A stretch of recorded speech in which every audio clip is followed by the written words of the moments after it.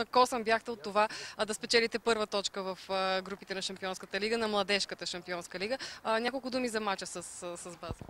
Значи, там отбора игра изключително добре, тактически много дисциплинирана игра. Просто днеска нямаше и помен от тази игра. Явно българските футболисти не са готови още, въпреки това, че говориме постоянно да имат постоянство, да държат едно ниво така.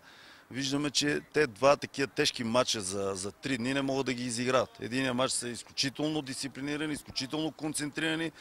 Отбора на Базел, който мога да кажа, смея да твърдя, че тук такъв отбор няма в България. Като тях, даже един от най-добрите в Европа, изключително класен отбор, те почти нямаха чиста голова ситуация.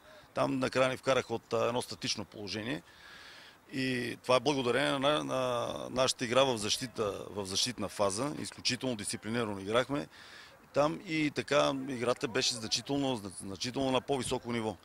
Тук се получи едно разкъсване, едно така, при някой може би и подценяване имаше. Мислеха, че по-лек ще бъде матчът, няма да е толкова тежък като в Базел. И нещата си дойдеха закономерно. Явно отново стигаме до темата, която Георги Дерменджиев много пъти е говорил за нея, за настройката, за мачовете в Европа и тези в България. Видяхте ли разликата? Ами видях я разликата, значи само, че разликата беше тази, аз това ми го казах и преди обяд на разбора, че за разлика от мъжкия отбор, който вчера изключително мотивирано игра, изключително силно пак, това са големи професионалисти, големи футболисти и си изиграха мача по един супер достоен начин и с много голови положения, с много движение. При нас точно това не може да се получи.